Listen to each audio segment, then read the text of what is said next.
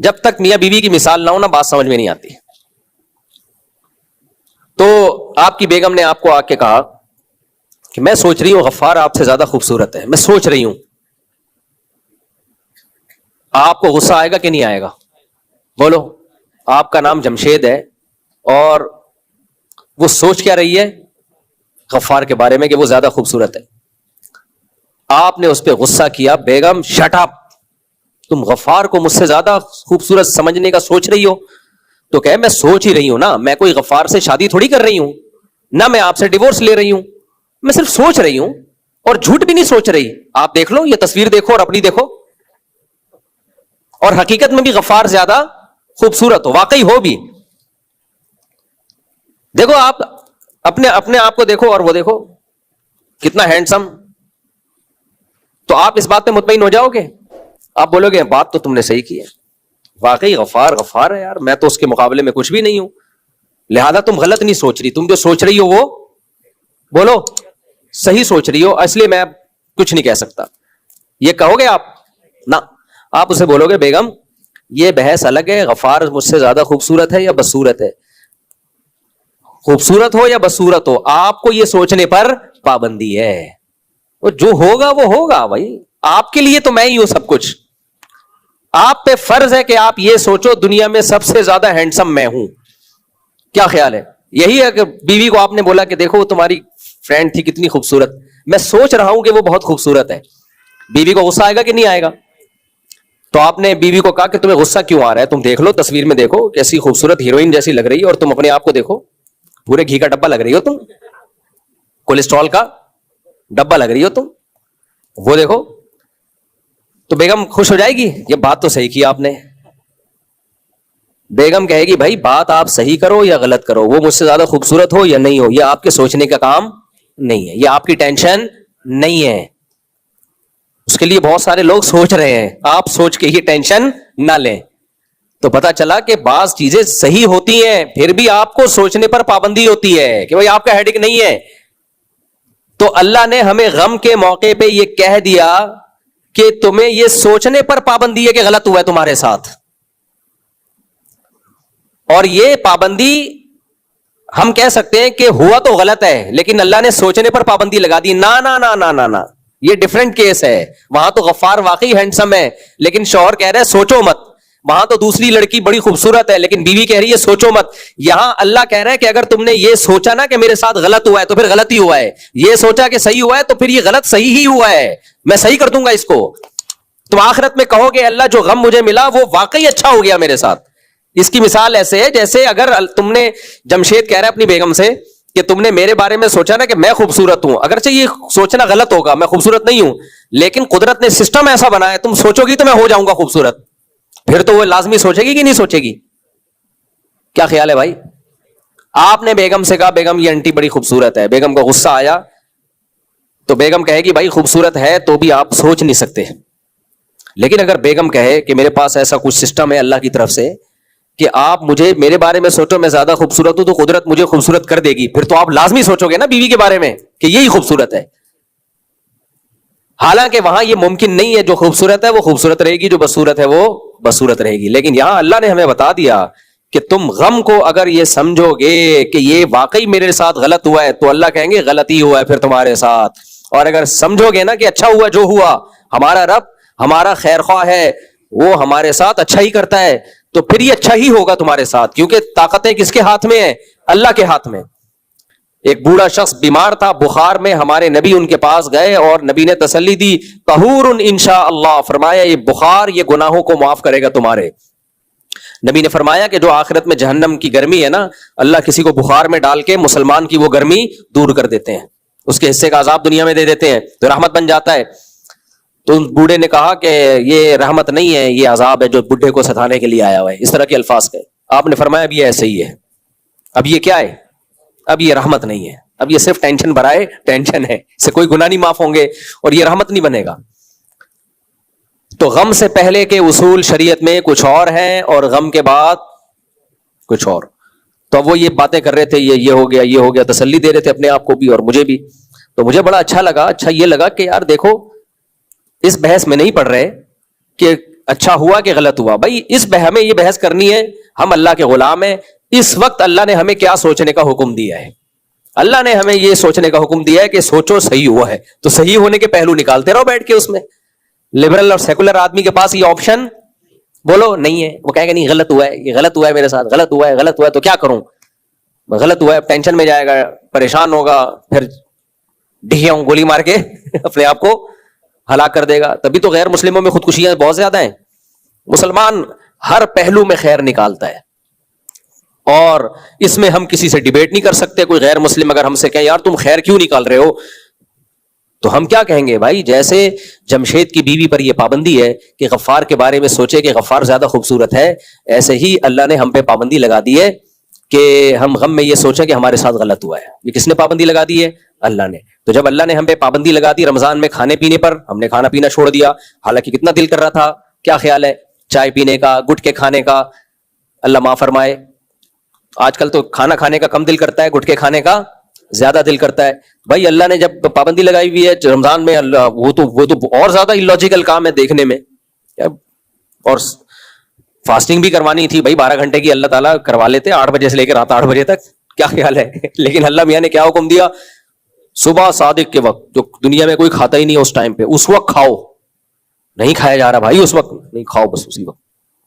صبح صادق ہو گئی، کھانا پینا ناجائز. تو جب ہم نے یہ کام اللہ کے کہنے پہ کر لیا، نماز پڑھ لی اللہ کے کہنے پر، تو جب اللہ کہہ رہا ہے کہ اب کوئی مصیبت پہنچی ہے تو سوچو کہ بالکل ٹھیک ہوا ہے، بالکل ٹھیک ہوا ہے.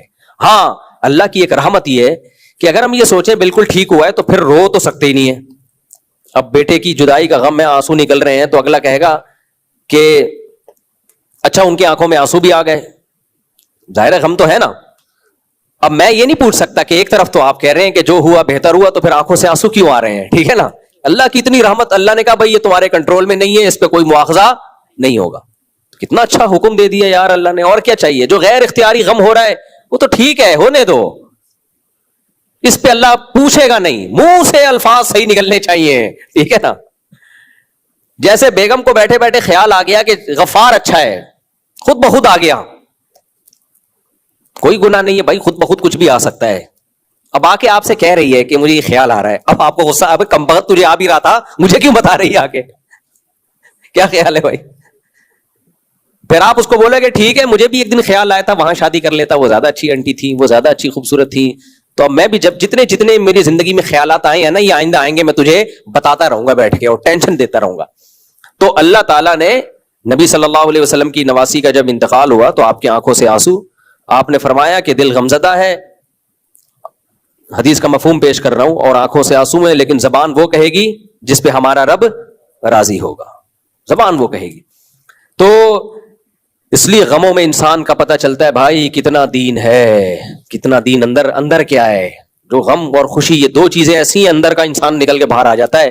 اللہ سے دعا مانگو، ہم کمزور ہیں، اللہ ہمیں غم نہ دے، مصیبتیں نہ دے، اللہ ہمیں پریشانیوں سے اللہ تعالیٰ ہم سب کو بچائے. ہم کمزور لوگ ہیں، ہر ایک کا ایسا حوصلہ نہیں ہوتا جیسے ان کا حوصلہ ہے کہ بچے کی موت پہ اتنا صبر کیا انہوں نے، ماں نے بھی باپ نے بھی، تو ہر ایک کا حوصلہ نہیں ہوتا. اللہ سے عافیت مانگنی چاہیے. لیکن اللہ نہ کرے کوئی غم آ جائے تو بھائی غلط سوچنے پر اللہ نے ہم پر پابندی، اور اللہ کے ہم پر بہت احسان ہو گیا کہ اللہ نے غلط سوچنے پر پابندی لگا دی. اللہ نے کہا تم صحیح سوچو گے، بالکل صحیح ہوا ہے، ٹھیک ہے نا، اسی میں خیر ہے، اسی میں خیر ہے تمہاری. تو یہ جو اللہ کو مانتے ہیں ان کے لیے مسئلہ آسان ہو گیا. کہیں گے بھائی اللہ نے حکم دیا، اب اللہ کے حکم کے آگے تو ہم کچھ کر نہیں سکتے. جیسے یعقوب علیہ السلام کا بیٹا گم گیا تو کیا کہتے رہے آخر تک؟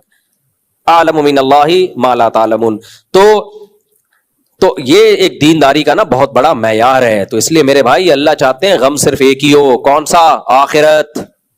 اس کے علاوہ غم فری زندگی ہونی چاہیے انسان کی، جو ہوتی نہیں ہے، کچھ نہ کچھ پریشانی آتی ہے، صبر کرنا ہے، لیکن جو پالنا ہے نا غم، وہ اللہ نے ان آیتوں میں بیان کر دیا.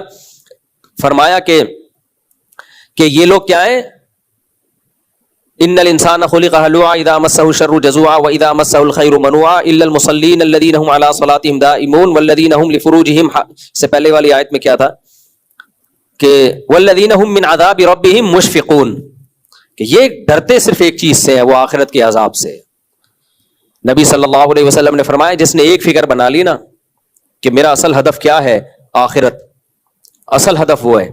تو آپ صلی اللہ علیہ وسلم نے فرمایا اللہ اس کی ساری فکروں کو سمیٹ دے گا, اور جس نے ایک آخرت کی فکر کو فکر نہیں بنایا اس کی فکریں بکھیر دے گا اللہ تعالیٰ. اتنی ٹینشنیں ہوں گی نا اس کے اوپر, اتنی پریشانیاں, اتنی ٹینشنیں, اسے پتہ ہی نہیں چلے گا کہ میرا اصل کامیابی کہتے کس کو ہے, اس کو یہی نہیں پتا چلے گا. سکون کے پیچھے بھاگتا رہے گا پاگلوں کی طرح, اور جیسے جیسے عمر بڑھے گی نا سکون اس سے اتنا ہی دور ہوتا چلا جائے گا. دیکھو دنیا پرس آدمی جس نے آخرت کو ہدف نہ بنایا ہو, اس کی نظر میں کامیابی کی ڈیفینیشن کیا ہے؟ مال مل جائے اور شہرت اور عزت. کیا خیال ہے؟ یہ تین چیزیں مل جائیں, یہی ہے نا؟ اور ان تینوں چیزوں سے مقصد کیا ہے؟ سکون ہوگا. اس کو لذت ان تین چیزوں میں ہوتی ہے. مال سے کیا ہوگا؟ عیاشی کرے گا. ایسا ہی ہے نا؟ اب مجھے ایک بات بتاؤ, ایک آپ کے پاس جو تھے عیاشی کے پیسے نہیں تھے, صحت ہے عیاشی کے لائق, ایک آدمی آپ کو کہے کہ یہ 1 کروڑ روپے میں تمہیں دے رہا ہوں, نائٹ کلب میں جا کے عیاشی کرنا. لیکن یہ 1 کروڑ روپے لوگے نا, اس میں ایک فالٹ یہ ہے کہ جو یہ پیسے لے گا اس میں طاقت ختم ہو جائے گی عیاشی کی. تو اب آپ لوگے وہ پیسے, اب بولے گا بھائی فائدہ کیا. جب میرے, اور آسان مثال, آپ کو پستے کھانے کا بہت شوق تھا, میں مثال بھی وہ دیتا ہوں جس کا مجھے شوق ہوتا ہے. خیر, پستے کھانے کا بہت شوق تھا. کسی نے کہا کہ یہ پستہ میں آپ کے لیے ارینج کر رہا ہوں, روزانہ آپ کو اتنا پستہ مل جائے گا, لیکن نہ دانت رہیں گے چبانے کے قابل اور نہ آپ کے معدے میں طاقت ہوگی کہ اس کو ہضم کر سکو. تو ایسا پستہ قبول ہوگا آپ کو؟ بولو گے ایسے پستے کا میں کیا کروں گا جس کو میں چبا بھی نہیں سکتا اور جس کو میں پیٹ میں, تو پستہ تو ملے گا لیکن وہ پستہ آپ کی خوشی میں اضافہ نہیں کرے گا بلکہ غم میں اضافہ کر دے گا الٹا, کہ یار ایسے ٹائم پہ ملا کہ جب پیٹ میں آنت نہیں اور منہ میں دانت نہیں. ہوتا یہ ہے کہ دنیا پرس آدمی جو دنیا کو ہدف بناتا ہے تو ایک وقت تک تو اللہ اگر چاہے اس کو عیاشی مل جاتی ہے, لیکن 2 خوف اس پر ایسے مسلط ہوتے ہیں نا جو اسے گھن کی طرح, دیمک کی طرح چاٹتے ہیں اس کو. ایک بڑھاپا اور ایک موت کا خوف. یہ 2 خوف اللہ نے ایسے لگا دیے جس سے کوئی انسان بچ نہیں سکتا. یعنی قرآن کے الفاظ دیکھو, وَلَوْ كُنْتُمْ فِي بُرُوجٍ مُشَيَّدَةٍ, مضبوط قلعوں کے اندر بند ہو جاؤ گے بھی نا تو بھی آپ بیٹھے بیٹھے مر جاتے ہو. آپ نے کتنے گارڈ رکھ لیے, ہارٹ اٹیک سے مر گئے. گارڈ آپ کو ہارٹ اٹیک سے تھوڑی بچا سکتا ہے.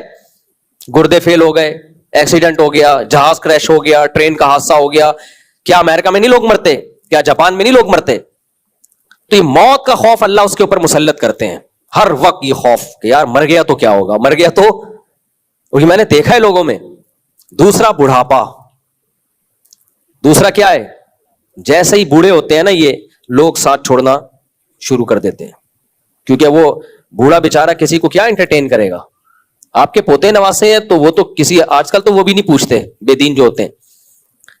تو وہ جوانی ختم, وہ دولت ہے لیکن نہ کھا سکتے ہیں, نہ پہن سکتے ہیں, نہ پی سکتے ہیں, اور آہستہ آہستہ وہ بڑھاپا بتا رہا ہوتا ہے کہ اب تیرا ٹائم آ گیا. یہ 2 خوف انسان کو ایسا مارتے ہیں نا, ایسا ٹینشن دیتے ہیں کہ یہ مصنوعی خوشیاں لے رہے ہوتے ہیں.